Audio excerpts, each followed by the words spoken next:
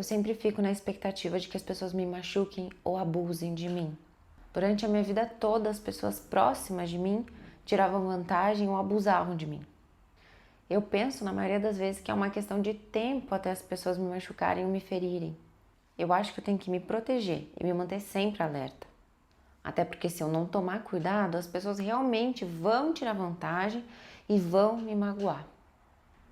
Sei que não é certo, mas eu machuco as pessoas antes delas me machucarem. E muitas vezes eu testo as pessoas para ver se elas realmente vão ficar.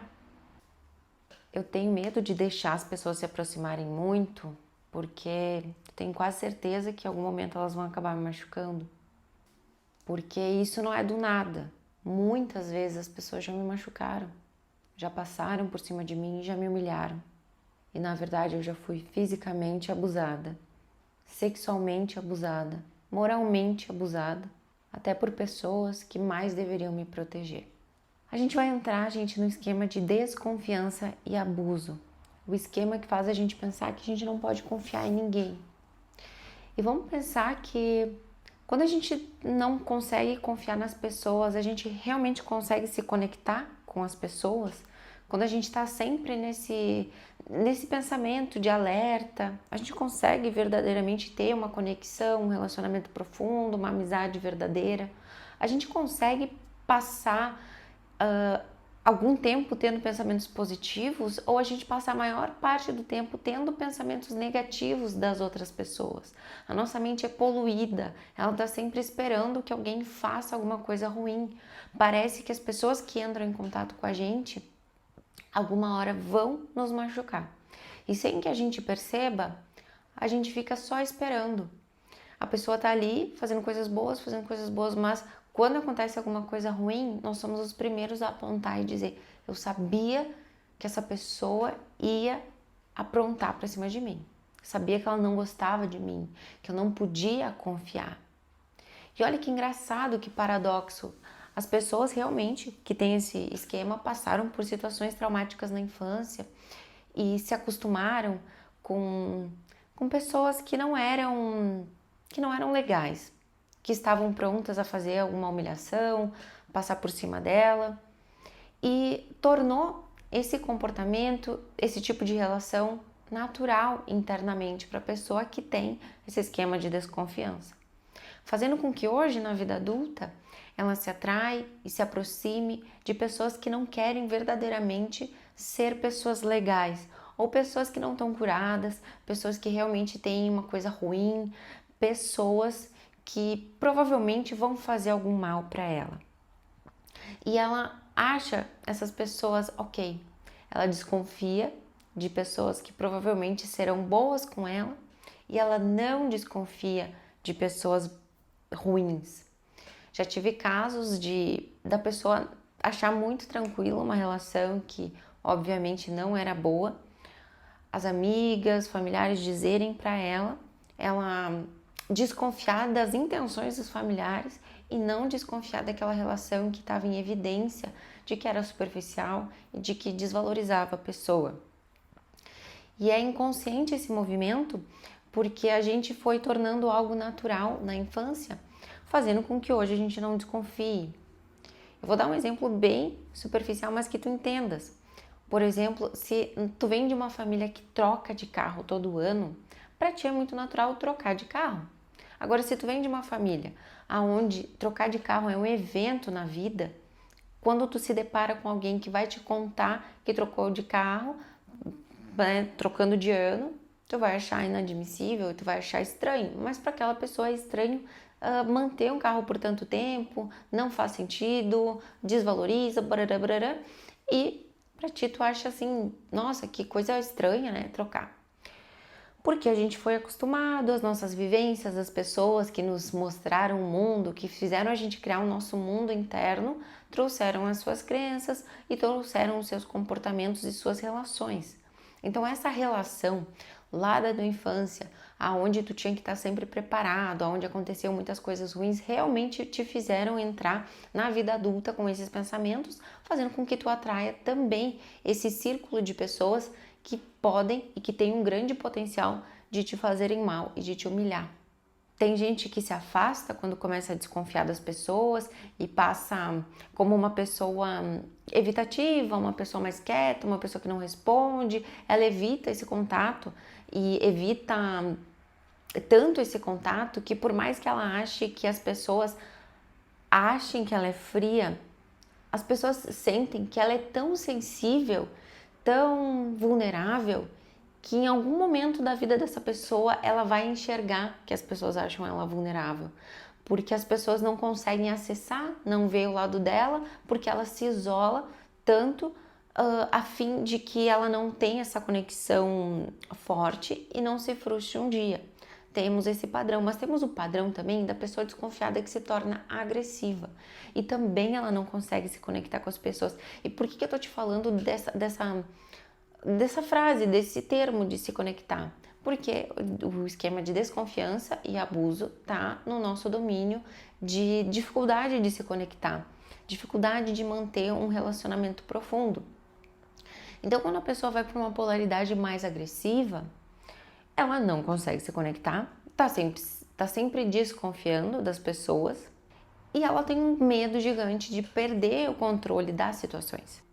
Então, é natural que se torne ciumento, cobrando coisas, demandante, pedindo muita coisa, não pedindo, mas cobrando, sendo aquela pessoa que põe pressão na outra, mas com perguntas avaliativas, perguntas desconfiadas, onde é que tu foi, com quem que tu tava, por que que chegou esse horário, quem é que tava lá, por mais que a pessoa ela mostre e evidencie que não tinha nada demais, sempre há um clima de desconfiança, uma pergunta chatinha, uma pergunta que incomoda a outra relação. Porque a pessoa vive em estado de paranoia. E uma paranoia às vezes que não tem sentido. Pode acontecer até paranoia com o próprio profissional que está atendendo ele, terapeuta, um psicólogo, de achar que alguém falou alguma coisa, que falamos só aqui no nosso setting terapêutico, ele não vai falar setting terapêutico, mas que achei muito estranho que alguém ficou sabendo de alguma coisa. Ele está sempre desconfiando de tudo, achando que alguém está fazendo alguma coisa por trás e ele se comporta assim como uma pessoa até com um olhar mais desconfiado, aumentando a importância das informações. Porque nem sempre informações têm que ser tão secretas. Não que vá haver, né, algum processo terapêutico que vai abrir ali alguma coisa, mas com amigos. Por exemplo, a pessoa, ela valoriza muito algumas informações e se passa para alguém, ela não leva com naturalidade. Ela se sente muito humilhada pelas pessoas terem aberto uma situação da vida dela. E qualquer outra pessoa acharia até meio sem importância. Mas para ela, como ela estava revivendo traumas da infância, é muito traumatizante ver alguns segredos, algumas coisas da vida dela sendo expostas. E pensando assim, poxa, o que acaba acontecendo? Essa pessoa, ela não consegue se abrir, ela não fala das suas vulnerabilidades, ela é cheia de segredos, ela tudo não quer falar disso, eu não quero conversar, não quero falar, ela nem fala de nada, e as pessoas acabam se afastando, porque quem é essa pessoa? Ela passa um olhar também, ela também aumenta assim a desconfiança dos outros. Mas quem é essa pessoa? Ela não fala nada, é tudo segredinho, é tudo não quero falar disso, eu não falo da minha vida pessoal.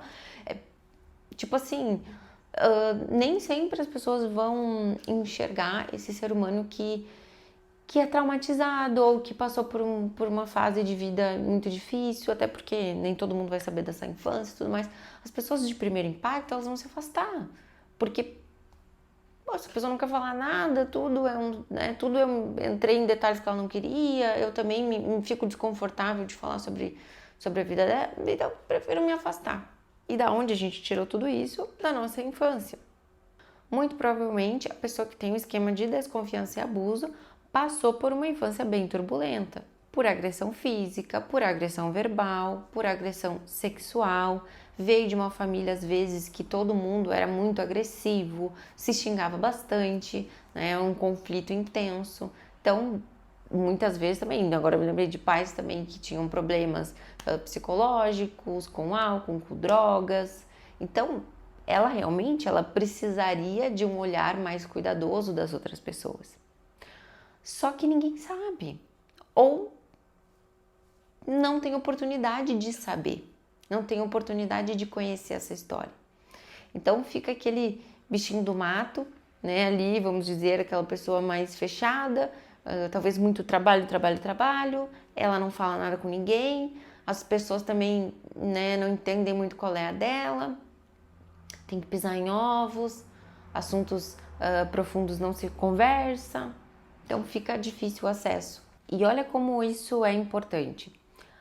Quando a gente está falando de um ambiente de trabalho, às vezes não tem tanto impacto, mas numa relação, se a pessoa desconfia de todo mundo, ela desconfia do sexo oposto, ela desconfia do mesmo sexo, então nas amizades ela tem problema.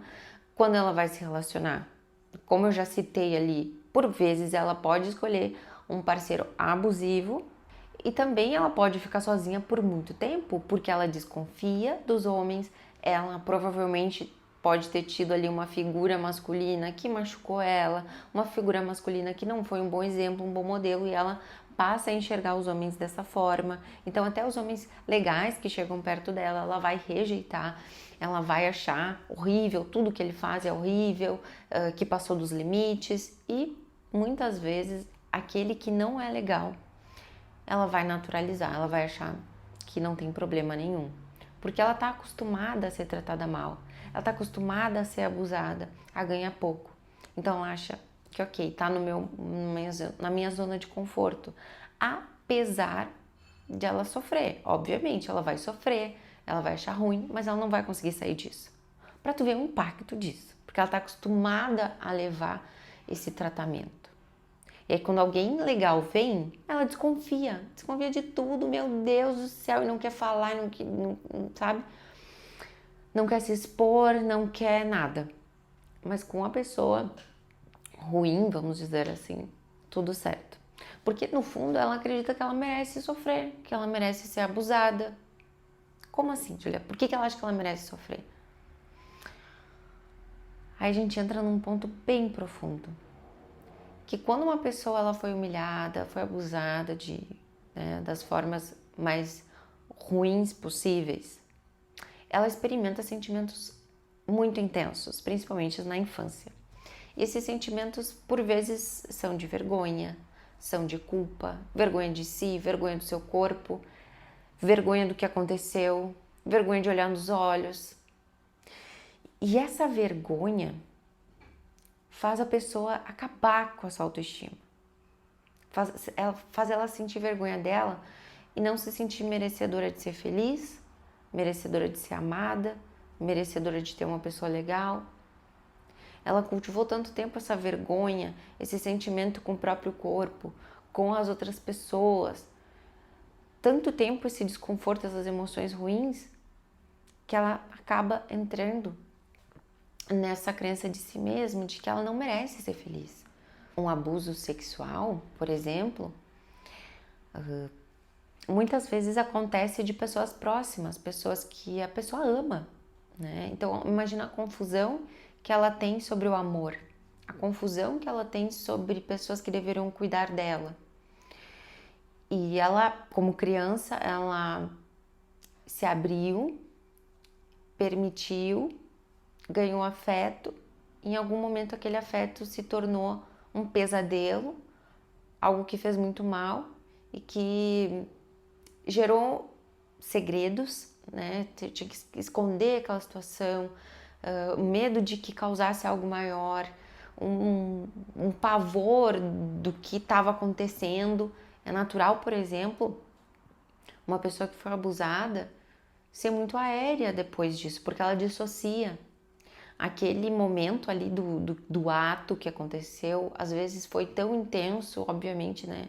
Intensamente aconteceu aquilo e intensamente foi vivido, que o psicológico, a única coisa que ela podia fazer para se defender era usar o seu psicológico se desligando o que aconteceu. E obviamente ela faz isso na vida adulta, ela dissocia situações. Então, por vezes aquela pessoa se torna muito aérea, dissocia das situações, porque ela aprendeu a fazer isso. Imagina situações onde a pessoa passou pelo abuso durante a noite. e tinha que fingir que estava tudo bem no outro dia.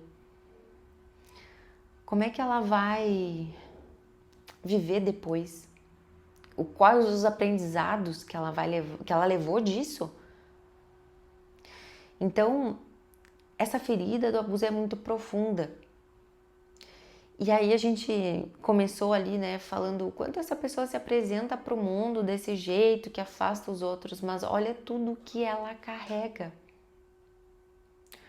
Olha a profundidade dos sentimentos, dos comportamentos, do que ela aprendeu.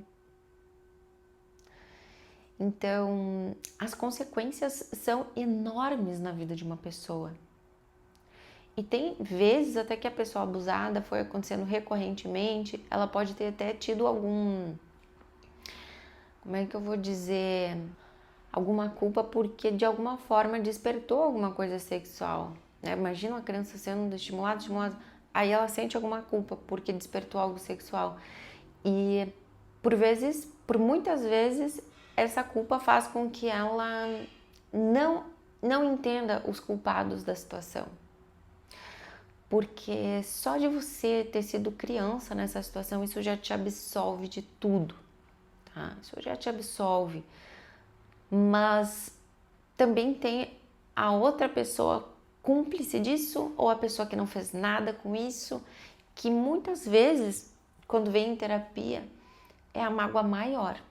É a pessoa que não fez nada, ou que pediu para não ser feito nada, que muitas vezes é a mãe. Essa pessoa na vida adulta, é comum que ela tenha... Ela passou por tantas emoções intensas e na vida adulta ela tem oscilações emocionais. Ela pode se tornar agressiva, aí de repente ela tem uma crise de riso, de choro. Ela tem um humor volátil, de tantas emoções. Ela pode dissociar também, ela pode ter uma grande desregulação emocional e ela ser uma pessoa até que chora fácil. Ela é tão desconectada, né, das emoções dela que quando acontece alguma coisa não consegue nem falar, ela só chora. Às vezes ela não consegue conversar, só chora e pode dissociar, ficar muito aéreo, não conseguir falar nada. Olha as consequências, né, desse trauma de abuso. Porque as relações foram dolorosas. As relações com as pessoas mais importantes que talvez te ensinariam, que provavelmente te ensinariam como são as relações, foi dolorosa. E aí a gente carrega o sentimento de quê? De que relacionamentos são dolorosos e não são relaxantes. Então, quando eu conheço uma pessoa nova, é ameaçador para mim. É ameaçador até as pessoas que eu já conheço. Relacionamentos são ameaçadores.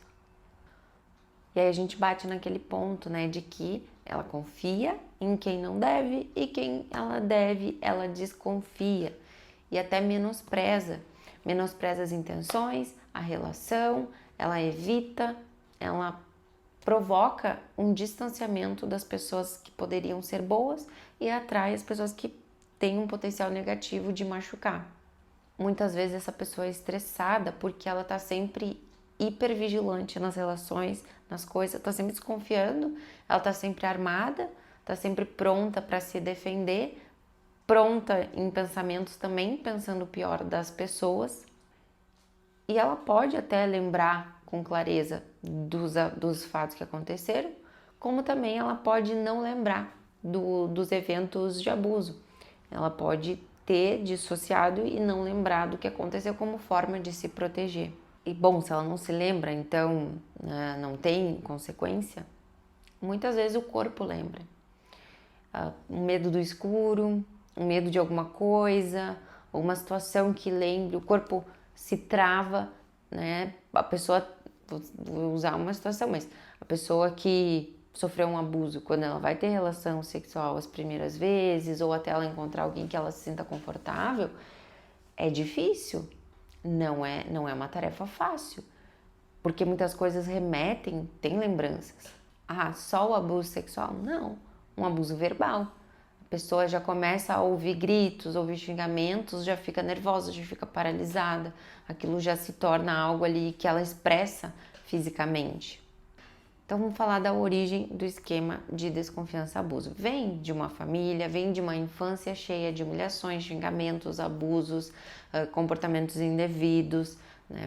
Uma vivência ali muito traumática. Ah, mas abuso sexual, abuso verbal, não, mas às vezes um pai que tinha um problema psicológico, problema de dependência química, de dependência, bebia demais, alcoólatra, também chegava em casa, brigava com todo mundo, batia em todo mundo, também é um abuso. Então a origem, alguém abusou de você de alguma forma, alguém na família te humilhava constantemente, testava ou era verbalmente abusivo com você, te colocava sempre para baixo, nunca conseguia elogiar, estava sempre humilhando, brigando, realmente vendo os teus defeitos, procurava situações constrangedoras para expor para as pessoas, te usava como bode expiatório, tudo que acontecia de ruim era a culpa, era a sua culpa. Você não tinha a confiança nas pessoas da sua família, porque todas as coisas as pessoas poderiam usar contra você, poderiam expor os seus segredos, suas debilidades, porque a todo momento eles tiravam vantagem, faziam promessas que nunca aconteciam, estavam sempre mentindo, porque eles prometiam coisas e depois não cumpriam, então era natural te manipular, te jogar, fazer o que eles queriam contigo. Alguém da tua família tinha um prazer de te ver sofrer. Você era obrigado a fazer coisas que você não aprovava, mas que eram vergonhosas para você. Você era obrigado a fazer coisas na sua infância, não porque você queria, mas por medo da punição, por medo de ser retalhado depois. Alguém da tua família, repetidas vezes, te aconselhava a não confiar nas outras pessoas.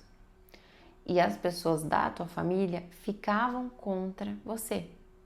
Alguém da tua família também podia recorrer a você, buscando um afeto que não era devido e fazendo te sentir desconfortável.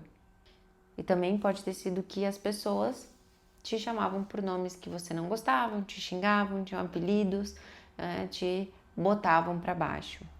E veja que impactante, né? A gente falou muito dos abusos e usando assim um pensamento que qualquer pessoa pensaria.